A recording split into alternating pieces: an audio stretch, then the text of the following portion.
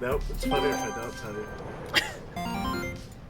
Hello everyone, good evening and welcome to Night City Sofa. I am Jess, and I have the pleasure of being your host tonight. Joining me is Games and Giffy. Welcome in, guys. Thank you for being here. Hi! Tonight we're talking about the Cyberpunk Red February DLC release, 100 logos.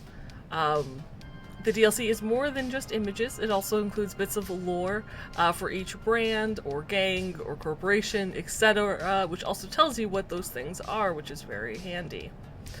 I want to make a note. It's important to know the logos are for personal use only. So if you make something with the logo on it, you can share it with your table. However, you cannot make something and then put it out to the world at large and be like, I did this thing! So just please be mindful of that. Don't make t-shirts and try to sell them. Right. Yeah, don't do that. The DLC comes in two parts. First is the PDF with all the information you need. The second part is a zip folder with all the images. Yeah, clean logos, which is awesome. Yeah. For handouts and stuff. Exactly. You can find all the Cyberpunk Red DLCs on Artel Games' website. The link will be in the chat. At some point, as Games does hastily paste it for me because my commands still aren't working. I apologize. Yep. Doing it now. You're doing great. It's also, if you're watching this on YouTube, in the video description below. Alternatively, you can download them individually or by year in a bundle over on DriveThruRPG. On the last note, before we get into the DLC, I just want to remind you all that if you have questions or comments, post them in chat, and we'll get back to them. We'll get to them as soon as we can. Also, Val, I'm doing great. Thank you. Hey, can I say a thing real quick, though? Yes. So, as always, I posted the link that takes you to all the amazing downloadable content that Artel gives us every month, which is awesome. But on that list, it is impossible to find the 100 Logos DLC. If you go into the other I can never find it on the list of DLCs. Oh, for what, on their website? Yeah, if you go to the download content tab, I can't find the 100 logos on that download content list. But if you go into what's currently been released, it is real easy to find that way. So everyone knows, if you're looking for it, that's the easier way to get there. It has not been, it looks like it has not been uploaded. The page has not been updated to include it on the list. Oh, it's gonna be a fun night tonight. So probably because the team at Artel were at Gamma, which is the Gaming Trade Expo. So they were flying and setting up for that. So it's probably why there's a delay in the list being updated. But hopefully it is by there the time this goes up on YouTube, on the side under recent posts. But yes, yeah. Also, if you download the 2025 pack from DriveThruRPG, it is in that pack. So. Oh, good to know. Yeah, I just downloaded that today. Nice. Oh, nice. Sorry, Jess. All good. Okay, so getting into the DLC, 100 logos. Oops, I hit a button. I should stop doing that. The DLC is written and designed by Jay Gray. There are, again, 100 logos. We're not going to go through each of them. We're going to talk about quite a few, almost half. And we've got a good variety from what's in there, I believe. I will also note that in a recent Ask Me Anything held by Jay in the Artel Discord, if you're not part of it, it's a good resource to go for things. Someone had asked the difference between a corporation, a neo-corporation, and a mega-corporation. And his response was megacorp. Big! Just capital letters, exclamation mark. Big. Neocorp, new or rose to prominence post the Fourth Corporate War. And if it's just a corporation, it's older and not as big. Yep. So, existed before Fourth Corporate War, but not at megacorp status. So hopefully that helps. So yeah, we'll get into it. Now I can actually press the button. There we go. Look at this. Starting with the augmented buttons. optic.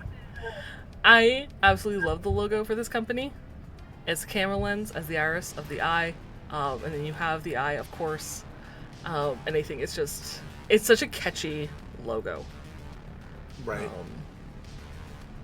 The augmented optic is a source of news in Night City.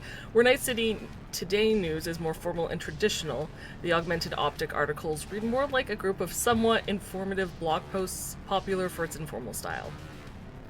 If you take a look at the DLC screen sheet generator, you can learn more about augmented optics, bylines, the people who write the articles, as well as getting a PDF to write your own screen sheet with their own like header and everything else, what font styles to use, which is really, really cool. And one of my major takeaways from this is that the augmented optic is likely going to be a source that's hopefully less corporate than a mainstream news station.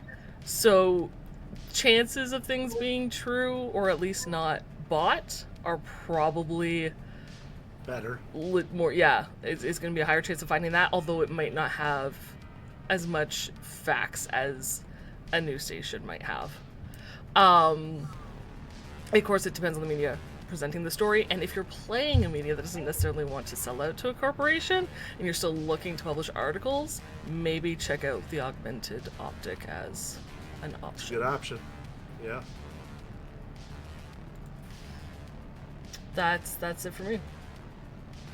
So next up, I'm going to be talking about Breeze, which I think is rad. The logo is done in big, friendly bubble letters against kind of a tie-dye backdrop, which is amazing. Basically what it is a mom-and-pop drug store that sells like street drugs that they make themselves. A few years back, Pop and Nana, the two proprietors, decided to quit their jobs. Nana was moved via Biotechnica here, and she wanted to retire, so she decided to open Breeze, which is a recreational drugstore with the motto, "We care about how you get high." It is in North Haywood, and it's like inside it looks like a cool little bar that uses oil drums as tables, and Nana's usually in there visiting with people about stuff, and it's pretty rad. You should check it out. More information, I'm not going to spoil some things because there's stuff you learn other places, but New Hope and Hope Reborn and Reborn Plus are where you can find the information about Breeze, so you should check it out.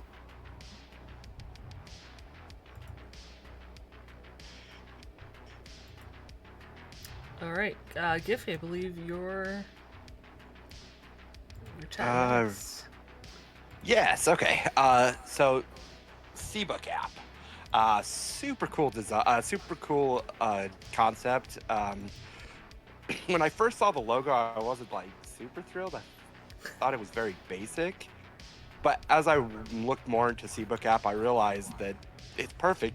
They're going for a minimalist design with the logo. Basically, what the C-Book app is, it allows fixers who are setting up a night market to be able to display what their inventory is, to display where the inventory is within the warehouse, allows you to buy things so your whatever item you want doesn't get sold out by the time you walk to it.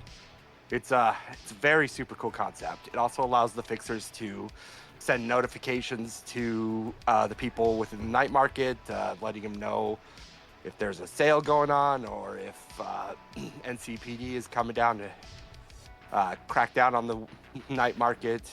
Just a very neat concept. I love the whole concept of C-Book. Yeah, it's a great tool. Fixer's best friend. If you're playing a fixer, make sure you have this. Right. Yes. Okay. Next, we're going to talk about Combat Cab. So it is a Night City, based in Night City, transport company is best known for its willingness to send drivers into the most dangerous combat zones. If your crew doesn't have your own vehicle, or maybe you don't want to get your vehicle stolen or damaged while doing a job in a combat zone, call Combat Cab to take you into those dangerous areas. Also for nomads, it might be a good place to pick up a hustling gig, so long as you don't mind the danger. Or GMs, you could flavor a nomad's hustling gig. For me, the logo doesn't really scream we deal with danger all the time, even though it's got like that most radioactive symbol. But I wonder if that has something to do with the media franchise of the same name that's inspired by the Combat Cab's like adventures. Right. So I'm sure they take a cut of that in exchange for stories from their drivers. But yeah, a good alternate taxi. Yeah, and probably the only one I'm not allowed to use anymore. One that Wraith is actually able to... Not banned from. Yeah, Wraith's not banned from, yeah.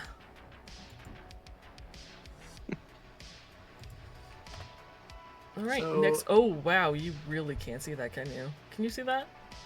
That bleed yes, but really it's bad. real hard. Right? So, the logo looks very pretty, so you know, but it is very I'm similar gonna to the sky, so... Try to hard shift see. that down here real quick. There we go. So I'm talking about Continental brands. I like that their logo is super friendly, and it seems like the kind of thing that you'd see printed on food products. I do want to mention that so Continental brands started their lives as a subsidiary of Petrochem, but during the Fourth Corporate War, while Petrochem was distracted, they went ahead and became their own company. They went off on their own. And they took over a whole bunch of the Petrochem gas stations and rebranded those gas stations as Oasis. So when you hear of an Oasis, it's actually technically a Continental brand store. It's like going to a Kroger or, you know, one of those is very specifically a Continental brand's owned store. And they have a loyalty program I wanted to talk about. If the community is doing a good job of buying their things and doing what they're supposed to, they get better prices and priority shipping. But if they don't, if they do anything to upset the company, they start seeing higher prices and limited stock. Because that's morally okay in the dark future. They're a horrible company and we hate them.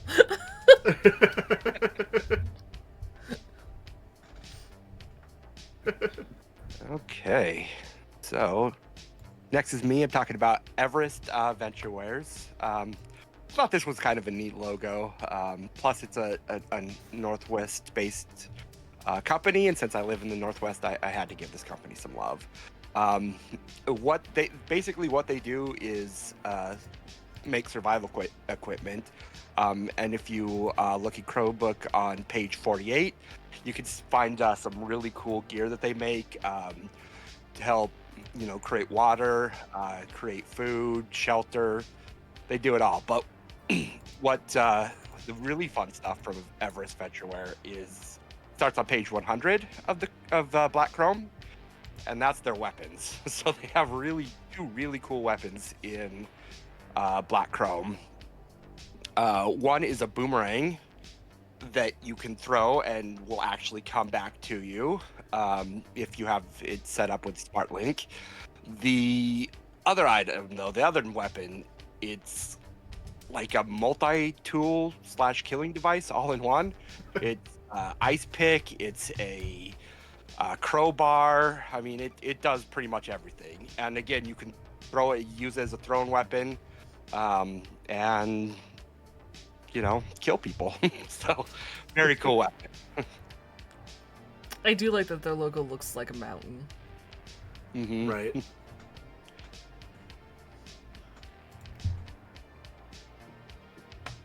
Okay, I am next up, I think. I Yes. believe so.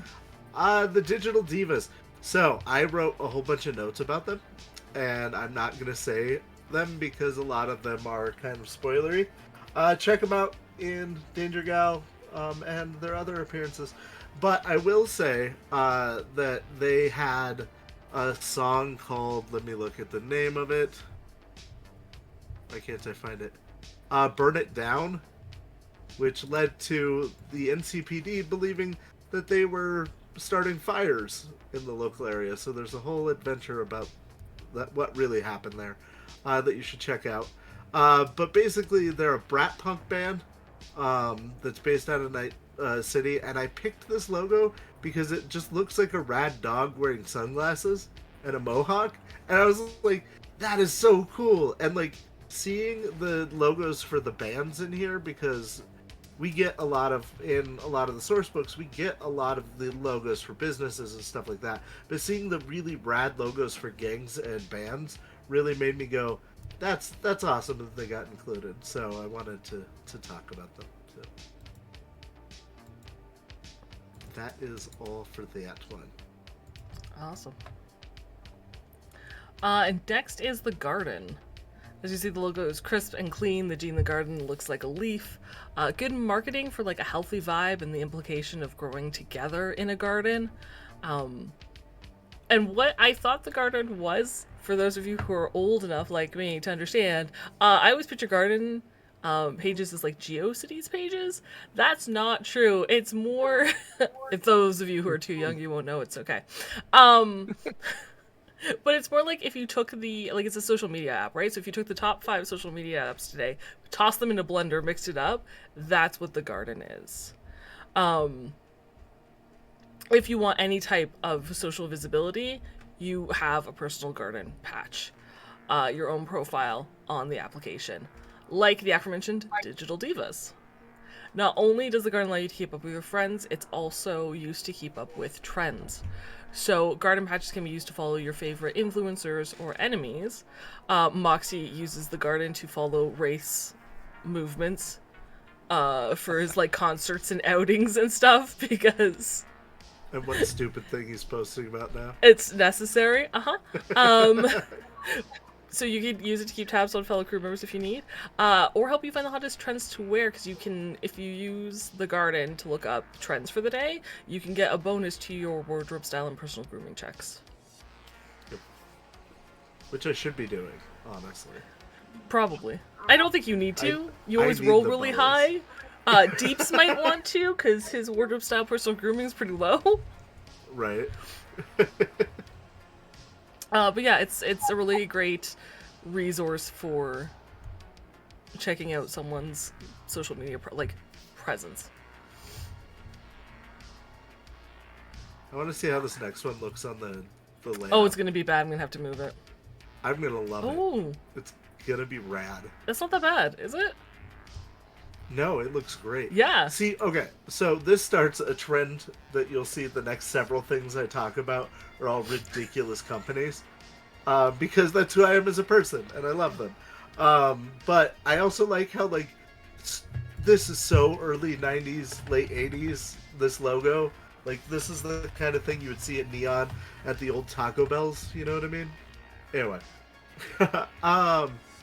Faisal as a company are known for having really good reliability. They pride themselves on their reliability and that they field test all their products before they sell it.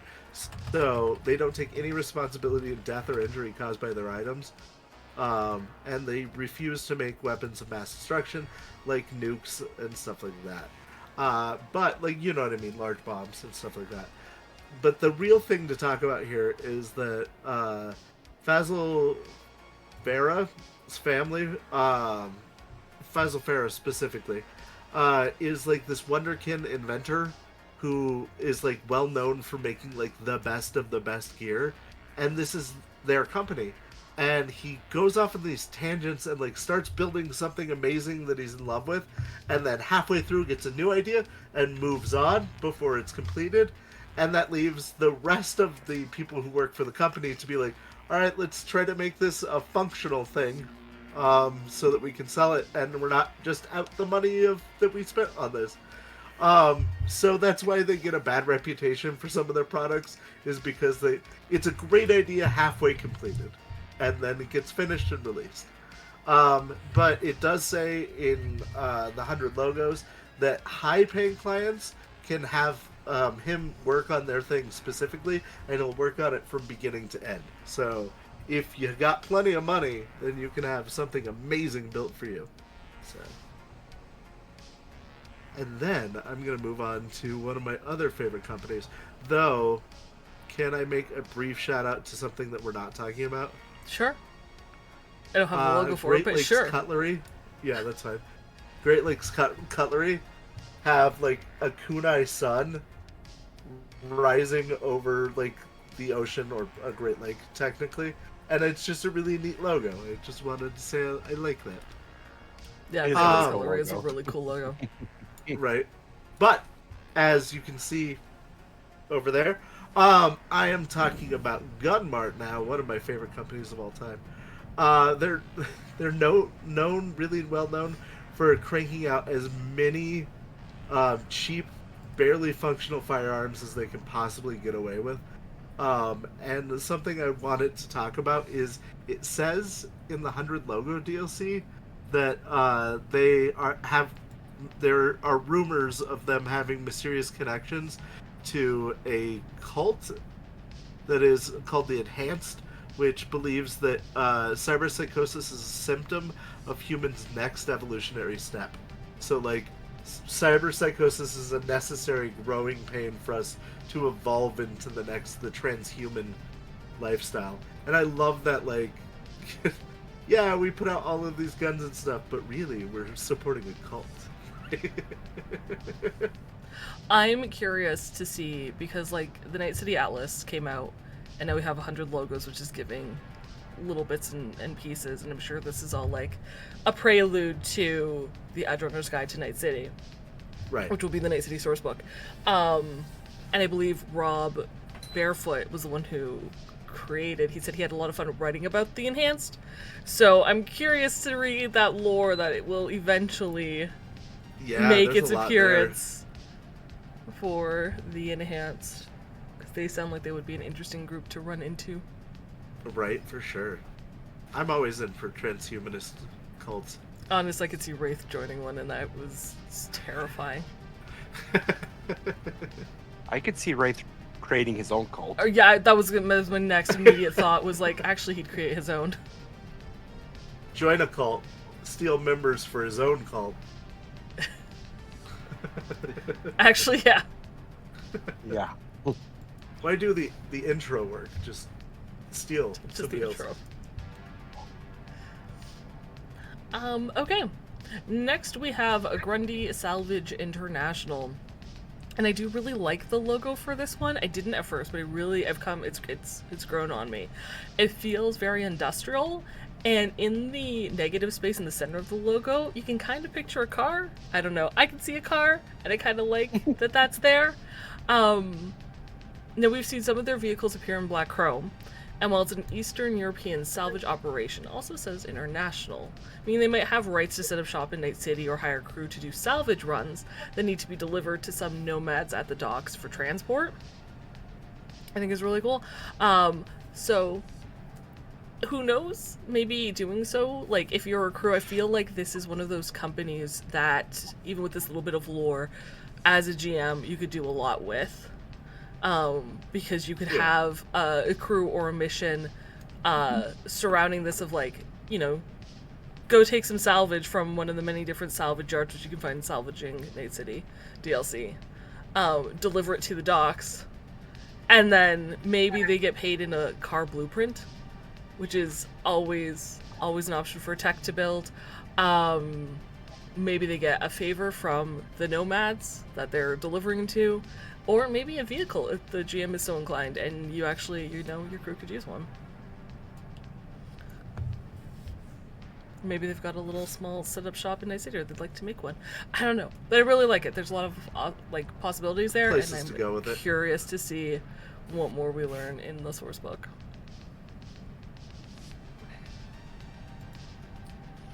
And now it's over to Giffy for the next one. Hydro Subsidium. So I was reading about this logo in the 100 Logos book that came out, and it was talking about how Hydro Subsidium is about exploration and scientific research, and I was like, it got me really super excited. I'm like, that's super cool. They're in this dark future when everybody's trying to kill each other. There's one company that's not making weapons and is actually working on trying to better humanity. And then I looked into Black Chrome and discovered that they also make an underwater bomb. So there you go. Even the companies that are trying for scientific research are still also trying to blow as many people up as they can. It's a science bomb, though. It's okay. Yeah. So, but Hydro Subsidium, they first came out with a device to breathe underwater. Basically, what it does is it filters out the water or the oxygen from the water and allows you to breathe underwater. They kind of sat on that for about 8 years or so, and didn't really do much of anything else. So that's when they needed to start cranking out some other devices, and so they started catering towards both the rich who could afford fancier looking devices, and then the violently inclined by making the microhydrogen combustor.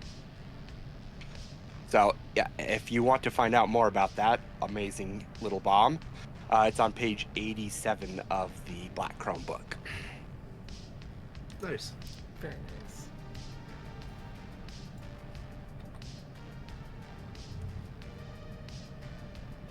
Have you switched over? I've switched over. It's my boys at Hammered Industries. All right, I have to so first of all, this is my favorite company that has ever existed. Largely probably because it's Canadian. So, yay Canada, but as a fellow Canadian, I approve this company so hard. I have to put a lot of disclaimers on some of the things I say that, like, I get close to being spoilery on some stuff, but I'm going to do my best to not be. And the disclaimer on this one is that nothing I say is canon. So, Hammer Industries does appear in the core rulebook. I believe actually not. They appear in Black Chrome and Black Chrome Plus.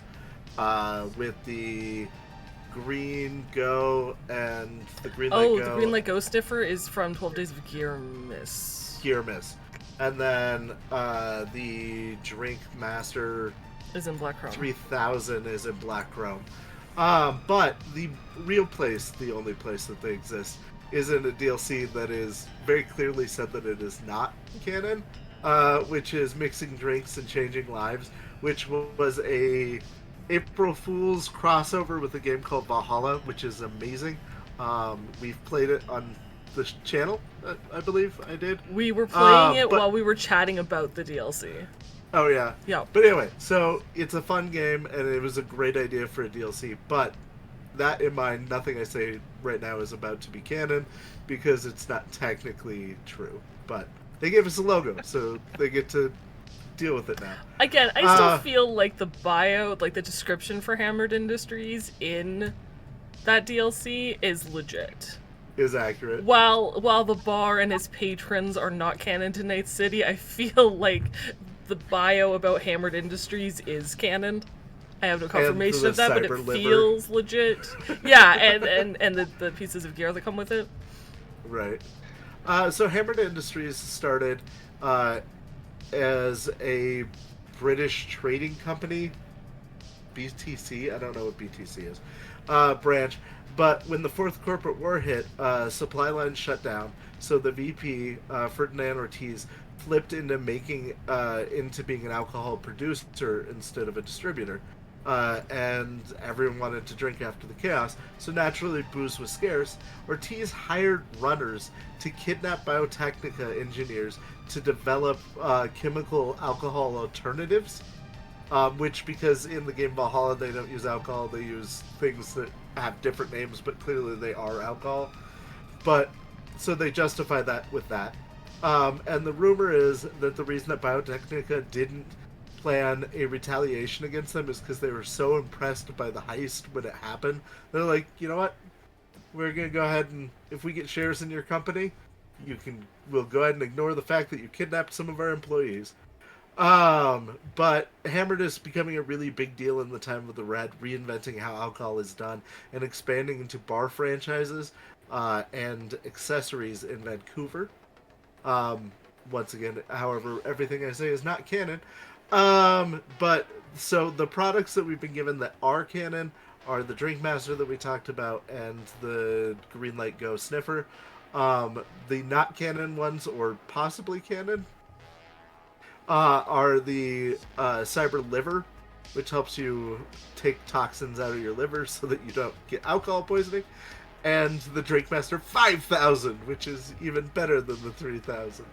So, yeah, that's Hammered Industries. I wanted to talk about them because they're silly, but I also love, if you look at the logo, this looks like a sign you would see, like, hanging from the side of a building, you know? Like, 100%. this just, yeah, I dig it. So. I like that, you know, in Canada, it was like, oh no, we have no booze. We need to fix this problem immediately. We'll invent booze. We'll invent booze. So legit, though.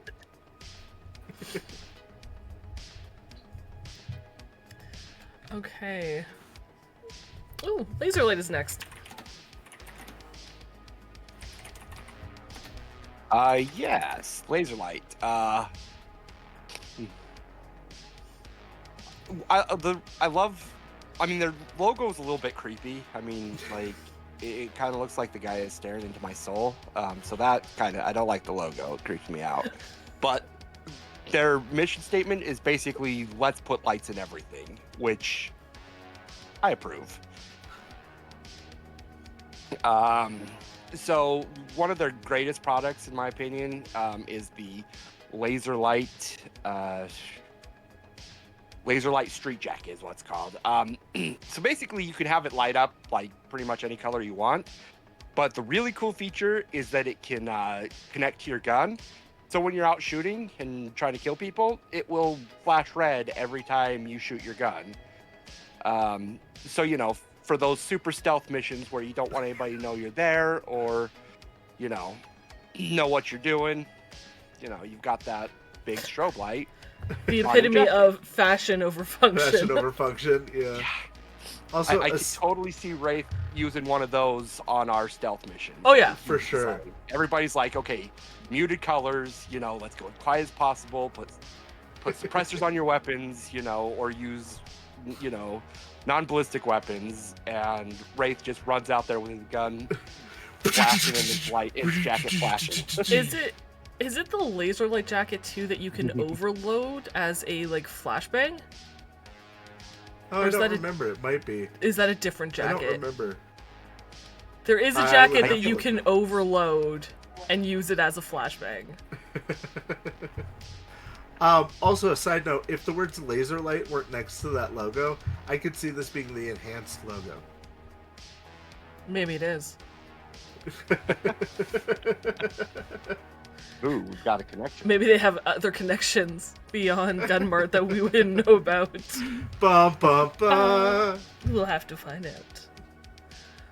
out.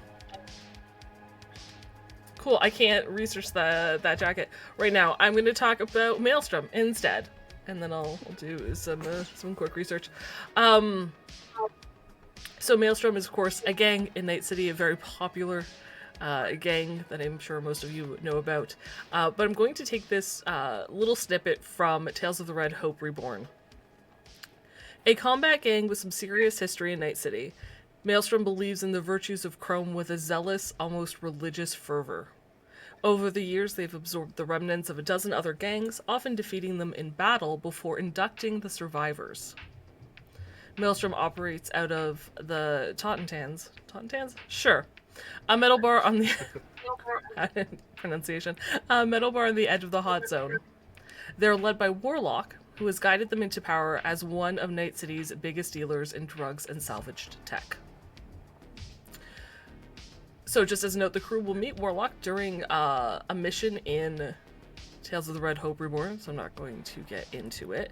But Warlock was not introduced in 100 logos, though it might be your first encounter with them if you're a player and you haven't read Hope Reborn because you're a good player that doesn't like to spoil stories for yourselves. But if you're interested in Tontaz or Warlock, and you've played the mission, or you're a GM, I highly recommend going and doing so. This is also kind of a good reminder that even gangs play by some rules, even the more kind of brutal ones. Because if you get too unruly, and you know, draw the attention of the NCPD, arguably the largest gang in Night City, they could bring their entire might down upon you, and that's not what you want. You don't want to try and shootout. So there's still rules and limits, even though you can be a very brutal gang. Yeah. So that's all I got for Maelstrom. Other than their like really incredible, badass and somewhat creepy logo. This is one of the few breaks I'm taking from my crazy companies to talk about a legit company.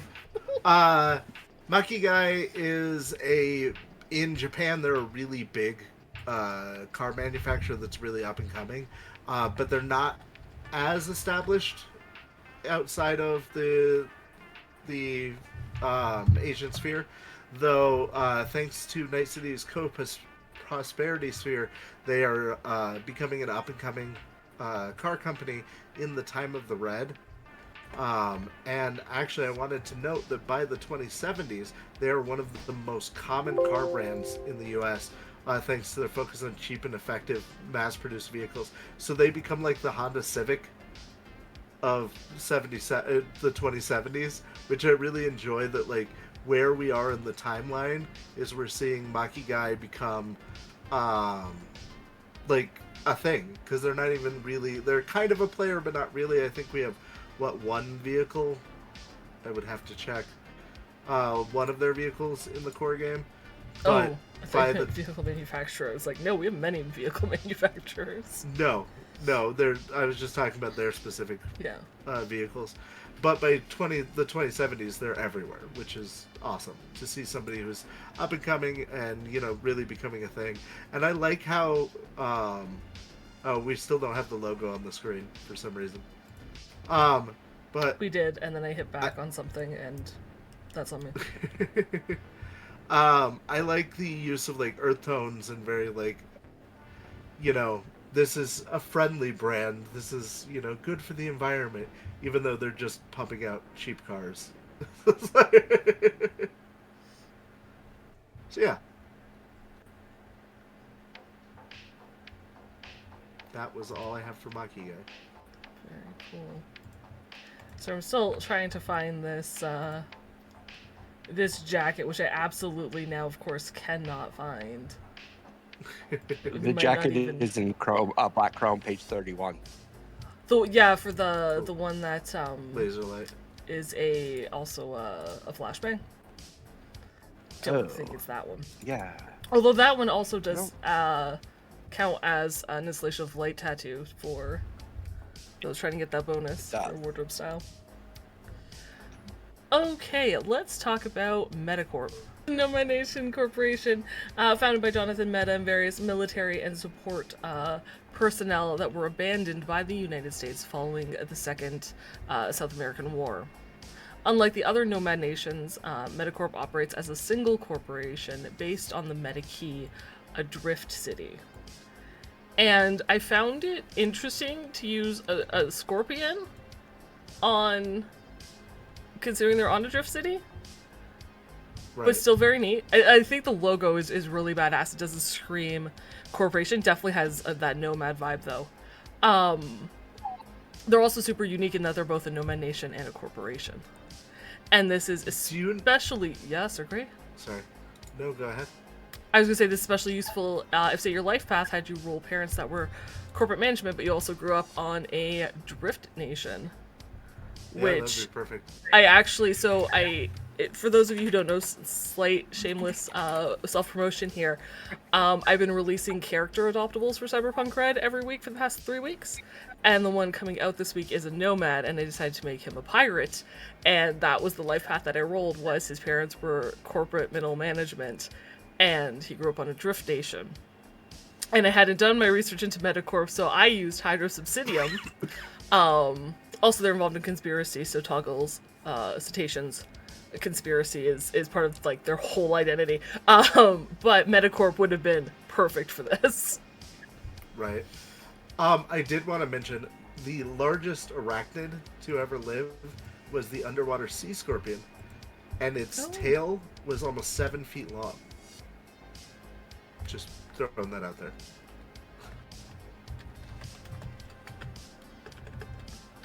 Yeah, that's terrifying. Yep. Yep. Maybe that's why it's a scorpion. Things we've learned. Okay, yeah, the more you know. Anyway, that's all I have for Metacorp. All right, my turn. So I'm gonna kind of cheat here and talk about two different organizations, kind of at the same time, because I feel like they have a little bit in common. The first one, which also happens to be one of my favorite logos, is 6th Street. So their logo is, as you can see, it's American flag shield on a beret with 2 guns. It's like it's screaming, "Love America or we'll kill you," and I love that vibe that it has. 6th Street is also they're a militia group. They claim to be a militia group for legitimacy, but they're really just a street gang. But they were founded by an ex-colonel, and most of the members are ex-military. So I always thought it would be, I think it would be a group that Quinn would very much feel at home at, who is also, I haven't really talked about it much in game, but he is also ex-military, so he would definitely enjoy it. So the 6th Street, they only operate in a small section of Night City, but they're really wanting to branch out, and their ultimate goal is to replace NCPD, which is the second group I'm going to talk about, the Night City Police Department. I love the NCPD. I love their logo, first of all. Their logo is very futuristic, very, all those stars on it kind of feels like more Judge Dreddy. Yeah, but Yeah. but also like it's like more hope filled than I think that the NCPD should be, because there's not a lot of hope going on in that organization. And what I love about NCPD though is that a lot of people have a lot of negative things to say about it, and rightfully so. But I think that there's a good section of people who join, especially like rookies who are just starting out, who are generally wanting to make Night City a better place, and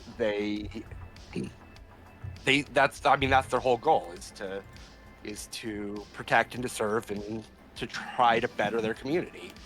The problem with the Night City Police Department is they're stuck between politics and corporations and gangs. Sorry about that. They're stuck between all these different organizations, so they can't, they can't uphold the law, I think, the ways most of the members really want to. And on top of that, because it's run by corporations, they're not given a lot of money to work with. So being underfunded, underprotected, and having worse equipment than the criminals they're fighting makes it a really tough job, and can turn anyone cynical. But I think overall, as an organization, I really do admire the NCPD for what they try to do. And it's still the first place that anybody in trouble in Night City will call for help. So, and the reason I brought them both up together is because they both, 6th Street and NCPD, are both trying to do similar jobs, in just kind of different ways. So, but that's all I have to say about that. I am a fan of that story arc too, especially if you're playing a lawman, where you're trying to do good and constantly seeing how, depending on how their narrative goes and what happens, seeing that slide and where rules will start to bend or break to get things done in the way that they feel should be done is always really interesting. All right. I guess I'm next with Network 54. I find this logo kind of like just boring in design, but it's very clear what it is, and I appreciate that. There's nothing super fancy about it, but it's very recognizable. And let's see, I should probably read the actual description that's in 100 logos. So it is a megacorp. It's a New Mexico-based media outlet with a dominating presence in the North American market. And then it gives an example of shows, and I really want to go over these shows because I think there's like a lot you could do with them, like creating a mission around them, or even entire mini-series, especially if you have an exec in the party who works for Network 54. You could do something really cool with that. So there's, of course, Combat Cab, the next generation, which is different from, like, the regular Combat Cab that we've seen. So it'd be kind of fun if the crew was watching an episode or it was airing at a bar or something, and one of the shows looked a lot like the adventures they had after they had, like, called a Combat Cab. Yeah. That'd be neat. I think that would be really, really neat. Cooking with Kibble, of course, are classes and a show by Continental Brands. And since the classes are offered at Continental Brands offices, it could be a way to maybe sneak in to headquarters, Continental Brands headquarters. Something which was quite interesting for me to uncover while researching this. Was like, oh, Good information. hey, I could maybe use this as a player. Combat Zone was explained in a review of the Night City Atlas, and was, as Jay mentioned on the show, his way of bringing Fortnite into Night City. And I would love to run a mini-series of Combat Zone. Just have a bunch of players in this small thing as the area goes down with little pop-up caches and stuff, and just see who the last person standing is. And it would be massive and it would be crazy, but I think it could be a lot of fun. Hot Zone drivers. I'm curious how much money Network 54 would pay for real footage of drivers in the hot zone. Like, if your crew decided to do a drive-through, like, could you get money for that footage, and how much would they pay? Right. And then, of course, for the Elflines Online Chronicles, I want to note that in the Elfline Online DLC, the hero's likeness in the Warlock's Tower raid is the actor from the TV show, not the original single-player game. And I know there are other missions around ELO and conventions and other DLCs, so there's a lot that you could, in theory, do with the Chronicles, especially if they want, like, maybe you're a tech and you make a replica that looks exactly like what they use in game. You might be contracted by Network 54. They might try to take the license for that product. If you say no, probably forcefully, so be careful. But there's a lot of shows that Network 54 runs, and I think there's a lot you could do with it, apart from just having it on in the background as missions or gigs, so there's inspiration there. Alright, I am back to my nonsense companies. So, I am talking about No Brainer, which is difficult to talk about. There is part of a sentence about it in this DLC, and no information anywhere else. No Brainer is an app manufacturer, which is a subsidiary of Gunmart. The only other place we've seen it is in the All About Agents DLC. They have 3 apps in there: Brainwasher, the Hustle Tool, and Watchbox.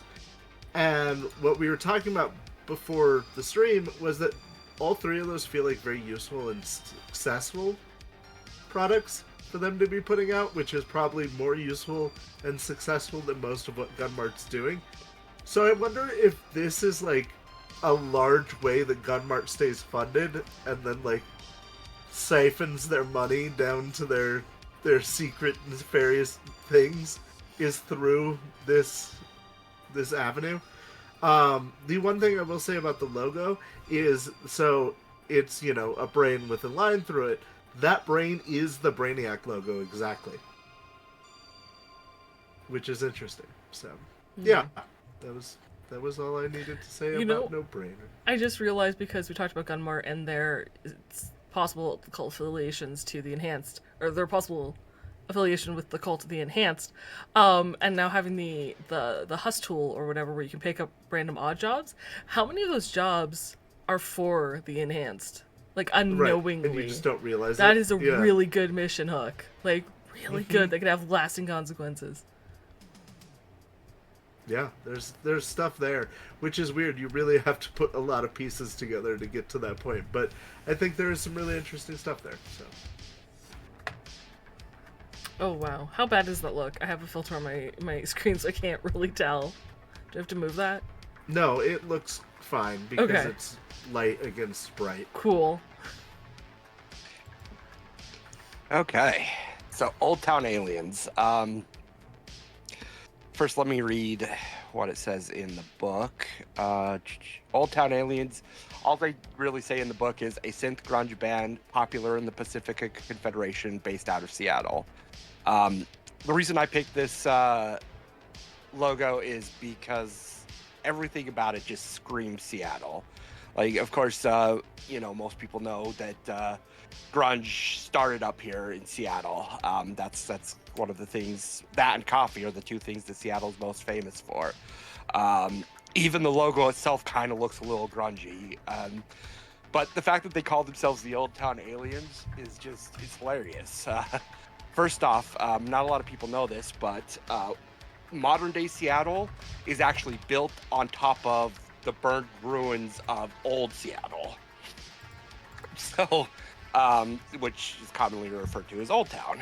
And then, of course, aliens. There's actually a neighborhood in Washington area, Des Moines, Washington, that's has a campaign to try to attract aliens. They're all bored for trying to get aliens to visit and UFOs. Washington is, Seattle area, Washington areas has one of the highest per capita UFO sightings in the country. So just so much of Seattle packed into this one little logo. Just as soon as I saw it, it just made me laugh. That's fantastic. I can see it. I love it. I love it.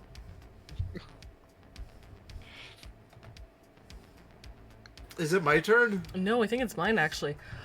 So next is Polska Cyber Technologies. They are a corporation, a Poland-based cybertech and security company. It is closely allied with Militech, often doing research and development work for the larger megacorp.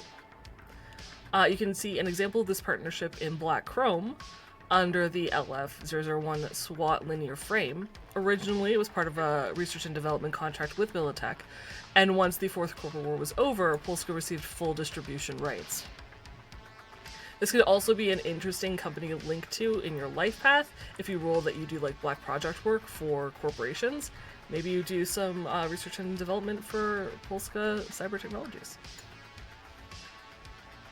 Nice. Now it is your turn, my friend. I'm gonna have to be so careful with this to not say the wrong thing on it.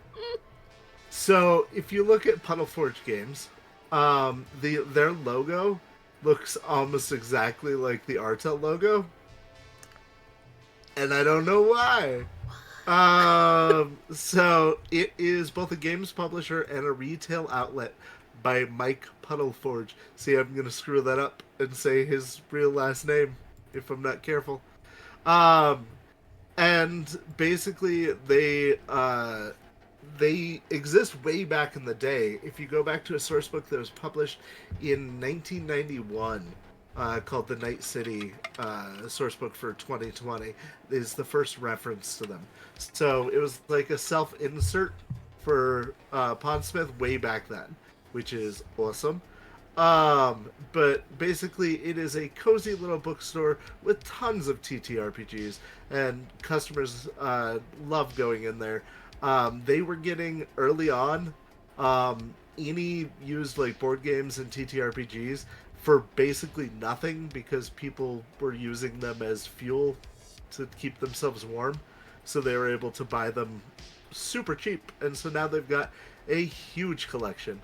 The company has made some big hits by selling obscure science fiction tabletop game Cyborg Anarchist to a European video game company for a huge sum of money. So I think you know what that means. Um, these are all references to things. I will say that now their big claim to fame currently is that they are the publishers of the Elflines online trading card game. So if you're a big TTRPG guy, they're the place to go. So. Also, if Damien would like to write a letter of when the next set is coming out, please address it to Puddleforge Games. He will. It'll get instantly deleted. I'm sure he's probably banned from the offices. At this point, it just filters to spam, instant junk. Yep, that was all I had for them. Okay, and next we have Rockland Augmentics. I have a lot to say about this one. It is a neocorp. A Texas-based cyber company pursuing an aggressive policy of merging fashion with cyberware to create augmentations that are both functional and trendy. Rumored to be engaged in dangerous transhumanist experimentation.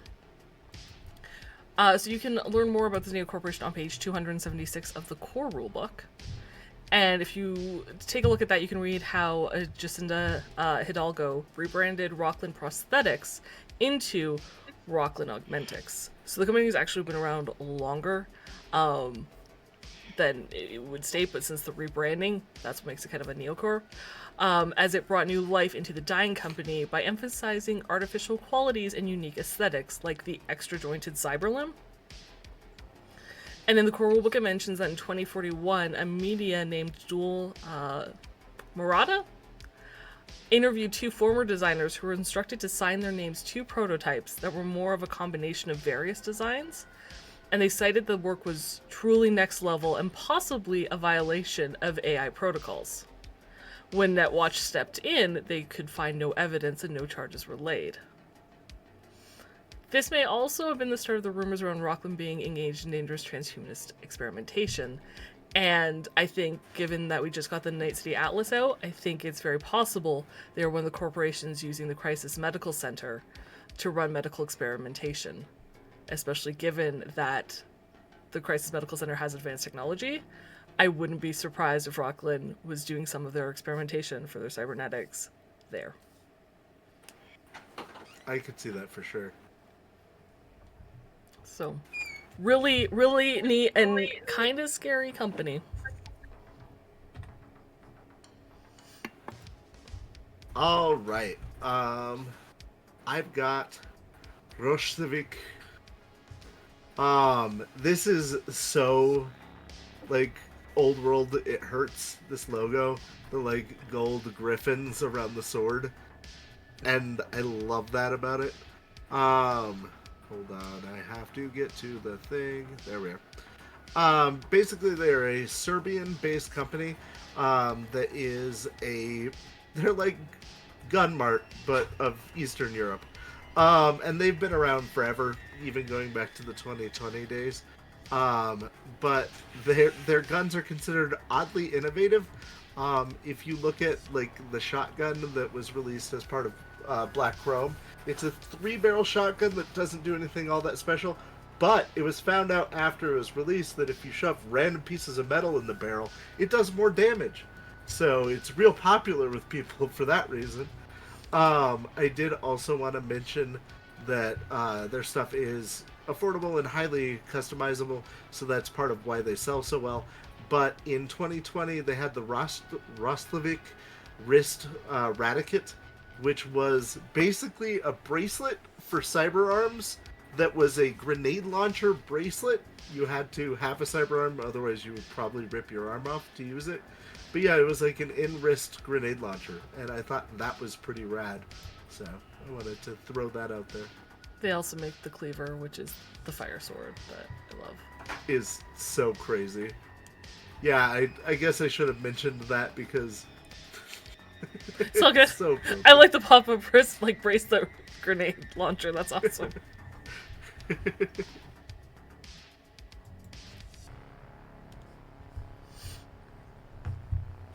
All right, Giffy, over to you. Oh, sorry. So shower in a can. What can I say about shower in a can? Very minimalist logo, but really the product speaks for itself. You don't need a fancy logo for shower in a can. It does exactly what it says it does. It cleans you. If you look at page 38 of the Black Chromebook, there's a full page ad. I love the ad. It's looks like it's pictures in a museum, and in the center it has a couple of the two different scents of shower in a can, and with the caption "Stay classy." And I think that says it all. I mean, shower in a can is classy. I envision the kind of people who use it are like some corpo kid who's slumming it down, on the streets in his, in his storage container. He's surrounded by empty cans of shower in a can. He's got his Drinkmaster 3000 that he's uses first thing in the morning, and his recliner that he hangs out in all day. And that's kind of who I see using shower in a can. It'd be really neat if we got, like, in Collecting the Random DLC, they gave that table chart of kibble flavors of shower in a can scents. That'd be awesome. I have no idea what scents would be added, but I'm down. Alright, next I'm going to talk about sex systems. So, where are we here? A France-based manufacturer of security equipment, a subsidiary of WorldSat. So, given that the corporation did exist and have some neat equipment from the 2020s, we've seen their work in red with the chip vault, which is the storage container that can hold a number of chips, although it has a flaw in it that can be easily exploited, and the street case, which is the briefcase that hides a handgun in it automatically, and I really like that briefcase, as well as the Fortify app for agents that tell you the structural integrity of a piece of cover. So what really got my attention though with this company, even though it only had like 2 sentences in it, is that they are a subsidiary of WorldSat, the mega corporation with a near monopoly on long-distance communications that is also closely allied with Orbital Air. So I'm sure sex systems has a much larger reach than maybe this little blurb leads us to believe. So an interesting political game maybe, if you're playing an exec, a good company maybe to get in on. And maybe also be mindful that anything you purchase from sex systems that can have dial trail, WorldSat probably knows.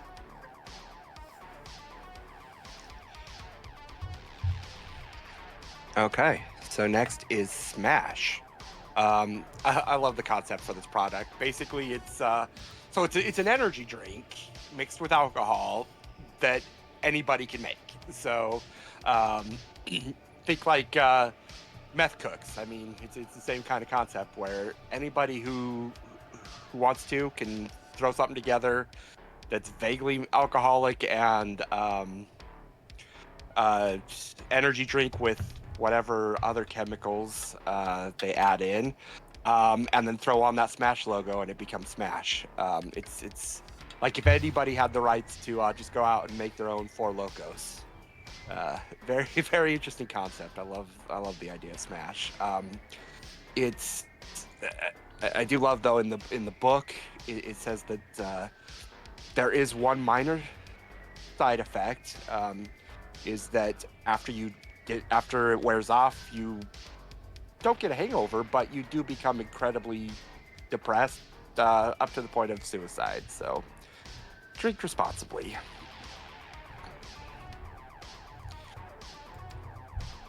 I feel like in the dark future, I had to be very careful of like how I word my next thing, but I feel like in the dark future, it's just like never stop drinking and never come down from that. Exactly. That is drinking. This is not real life advice, by the way. It does not support drink responsibly, but pair that with the Hammered Industries conversation we had. Oh. I was actually reading in the Black Chromebook with their drink product. You can actually put Smash in there. It Yeah, actually mentions in the description Smash. So I thought that was pretty cool. Next is Slamdance Incorporated. Slamdance began life as an underground weapon design shop, which is how it came to the attention of Sovoil executive Anatoly Novaragov. His love of Slamdance weapons led him to issue an order for the recruitment of the entire design shop. Today, Slamdance is a subsidiary of Sovoil. And first thing I want to point out in the logo, I love that the A is very much like an anarchy A, and it's the same red as ink, so you could almost say like Slamdance's other name is like Anarchy Incorporated, which I think is really kind of neat, which isn't because that's a thing, that's actual studio, but it does make me feel like it's very anarchist type of company. You can learn more about Anatoly and Sovoil on page 277 of the core rulebook, and I think that this is a really good reminder that gaining traction or notoriety or reputation doesn't always lead to positive outcomes. Because had Slamdance wanted to be independent, but Sovoil being a mega corporation just has the money and the power to be like, oh no, you're ours now. So not all notoriety leads to good things. Nope. But yeah, I do love the logo. I love the products too. They're so fun and so check them out.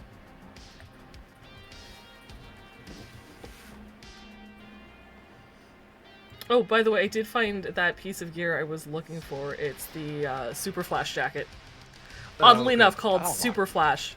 And it's found in Daedra Galdacia Plus. Yeah, good to know. So I'm back to the self-inserts for a moment. Team Monster. This is their logo. And it's actually a borrowed logo from Monster Fight Club, who make the miniatures, the official miniatures for Cyberpunk, and they make some amazing stuff, so check them out. But this is actually a reference to a game that was ran for GaryCon back in 2020 when they were doing cyber cons because they couldn't do physical ones because of the pandemic. And this had like Matthew Lillard in it, and like it was an all-star cast, and we had Mike Pondsmith actually running the game for them. There are 5 episodes of it. If you check the Real Pondsmith, I think is the YouTube channel, you can watch the whole run, which is awesome. They are mentioned predominantly in the Danger Gal dossier. And there's some other stuff I don't want to go into because it's a little spoilery, but I will say that they are a very well-respected edge-running crew that can often be found at Forlorn Hope. And they just made it big after capturing the Anne Boleyn, which was a Supermax container ship. So they're very interesting characters and a very interesting story, but a lot of it's spoilery, so I'm going to avoid it. I do want to mention, though, that Matthew Lillard's character is Serial Killer, which is a reference to his character from Hackers. And when Mike asked him to describe his character, he picked up a fan-drawn picture of Serial Killer from Hackers and held it up to the screen. So, yeah. So I wanted to throw that out there. That is awesome. All right. Next we can you see the logo around Tokyo Dynamics? It's real hard to see, but it's real hard to see, right? Okay, hang on. Let me just. Yeah. We're going to just shift this down here, so you guys get a slightly better view. It's slightly off the screen. I'm sorry. Tokyo Dynamics. Despite the name, Tokyo Dynamics is based in Portland. They specialize in translating Japanese racing gear to the American market. Rumors suggest they might be a front for Arasaka. Now, we haven't seen a lot from this company, apart from a few pieces of gear in black chrome. It's an interesting concept that they translate ideas from the Japanese racing scene and distribute them here. But if you're playing a Nomad, specifically a street racer, maybe that's the company that you default to for your gear, especially if you've got like a H-pop fashion sense. That would be probably the company to look at. And with their rumored link as being a front for Arasaka, it could be an interesting mission for your crew to handle. Maybe they were hired out by Danger Gal or a different company. So there's stuff you could do there, and I'm looking forward to seeing what more we learn in the source book. I'm gonna move this logo back up as Giffy talks about the next one. All right, Tritty Fizz is the next one. Again, another pretty minimalist design. What I really love about this product, though, is that the company who makes it stresses the fact that it is non-addictive. Like, that's what they put in their ads. They really stress that it's non-addictive. And because it is made by Continental Brands, you can know that that is definitely the truth. They would never lie to their consumers. Never ever. You can trust Continental But Brands. if you have Black Chrome, definitely go check out page 124. It has the full page ad. It's colorful and it looks pretty. There's also a really neat mission about a haunted vending machine in Halloween Scoop Sheets. That's kind of fun.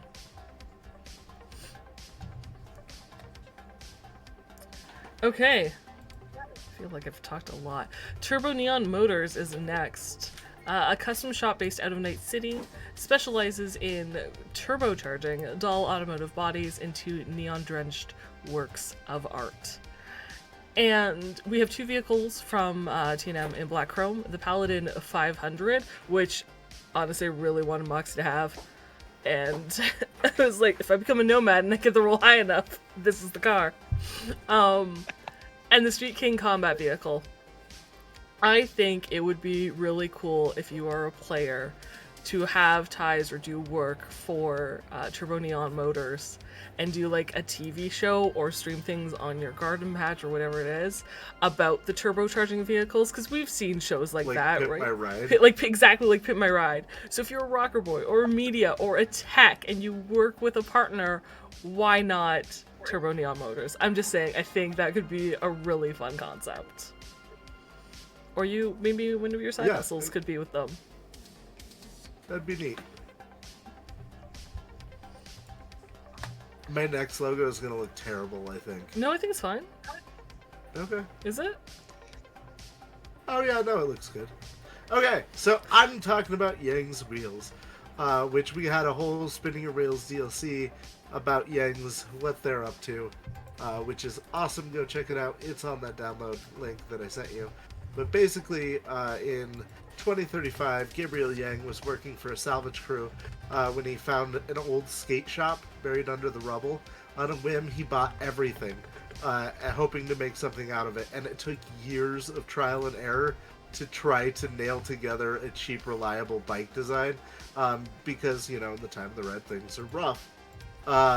And he started in an abandoned garage in Santo Domingo, moved to a warehouse in Rancho Coronado as the business grew, and eventually started a small factory in Haywood Industrial, which is now their manufacturing headquarters. And it says that there is talks of a new public transportation device in development for Night City, but there's not a lot of details on it. Okay, so the logo itself, super friendly. Well, we're on the fist now, but Yang's is super friendly, and I love that about it as a skate logo. And also, through my research, I found out that they're actually manufacturing a car for Yonda here in the U.S. They have the license to make the... Oh my goodness, I moved away from that page. Didn't you say it was the Zonda Metro car? Yeah, the Metro car. They're the ones who are making it locally here in the United States. So that is a Yang's product, even though it is technically still a Zonda Metro car. It is made by Yang's. So I thought it was cool. Very affordable too. Yeah, and not great. It can't take very many upgrades. Though through research we did find out that it can take AV engines, and that does not improve its speed, but it does technically fly. Honestly, turn that thing into a convertible and have it fly, and that'd be so fun. I also picture that it doesn't like go as high as regular AVs. It just kind of like hovers. Right. Just a little bit, yeah, just enough.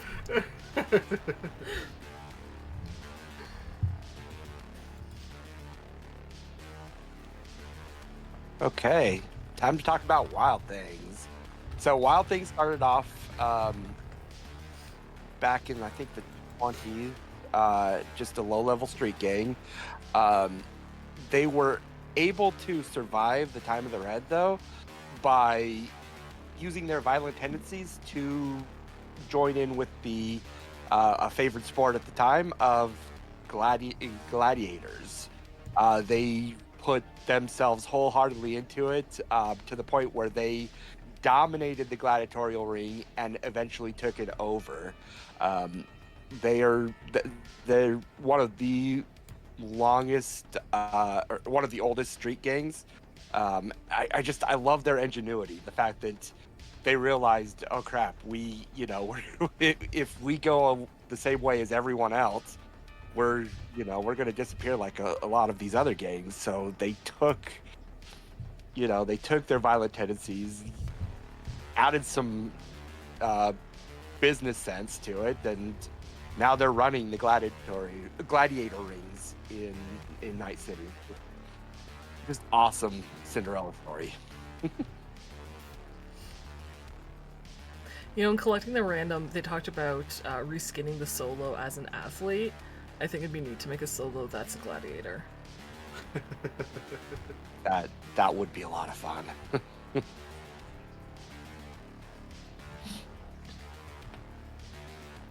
Okay. Next up we have the Zoners. They are a gang and a movement dedicated to improving the living conditions in South Night City through community organization and protest. There's a bunch of information on them in Danger Gal dossier, starting on page 131. They originated as a brainchild of a small group of dedicated activists and now have like over 200 members. And while they've tried to protest legally, they have been shut down. And it does say that obviously someone in power sees this group as a threat. So we might get more clarity on that in the source book. We might not. It might be one of those mysteries that's up to your GM and your table, which is really, really cool to do. Their goal is to get equitable distribution of resources during the Reconstruction and beyond, since South Night City has been kind of ignored, or is those resources are going elsewhere. They're going to wealthier districts. They're not actually staying in South Night City. So, yeah, due to like corruption, greed, and incompetence, the zoners need more than demonstrations if they stand a chance at succeeding. So I think, and most of the members live in the same neighborhood, which again hopefully gets detailed out in the Edgerunner's Guide to Night City.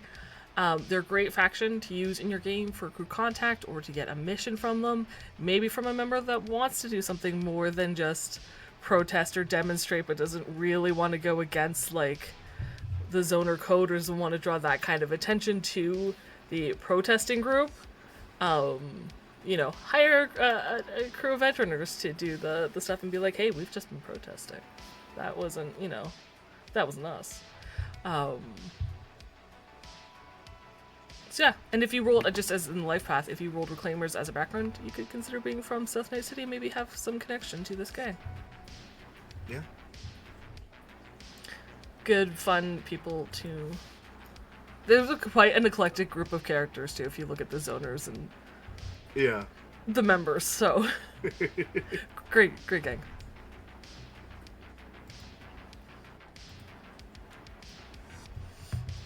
And last but not least, and I want to stress we did not go over even half of the logos, but this will be the last one we're talking about for tonight. But I have Zarifa Technical Manufacturing. I love that this thing looks like the giraffe, the Graph 3. which they're so known for. It's amazing. They're a neo-Soviet robotics, drone, and construction equipment manufacturer, and they're famous for their animal-themed drones. This one being one of their most famous. And I have on my character sheet that I have in fact operated one before, so if it ever comes up, I don't take the penalty. I, in research, found out a lot about them, and there's a lot that says that there may be connections to various criminal organizations in Russia, but, ignoring that. In recent years, they've branched into not just building the drones and things, but also into construction, and they're hiring entire nomad packs right now to build stuff, which is really interesting. There's also some really good story stuff that happens between now and 2077, but I won't go into that. They crash a drone and some stuff happens. But yeah, Zarifa, they're cool. Another weird company I wanted to talk about. You can also find more of the drones in Interface Red Volume 1. Yeah. Because that came with a special article all about drones. It did not have a Cyber Tiger, but does have a Panther. Yep. Which is pretty badass. And that is going to conclude this episode of Night City Sofa. As Games just said, we didn't go over even half of the logos that are here, and while each logo does come with maybe like a small paragraph of lore or one or two sentences, as you can see, there's much you can do with it, so don't discount this DLC. It's got a lot of good stuff. Dig in there. There's so much to find out. Yep. Thank you for joining us today, Games and Giffy. Thank you so much for your time and your insight and your thoughts. It's always a pleasure. Appreciate you both. Thank you for having us. Always. Thank you to the audience for being here, for watching, for hanging out, for supporting the channel.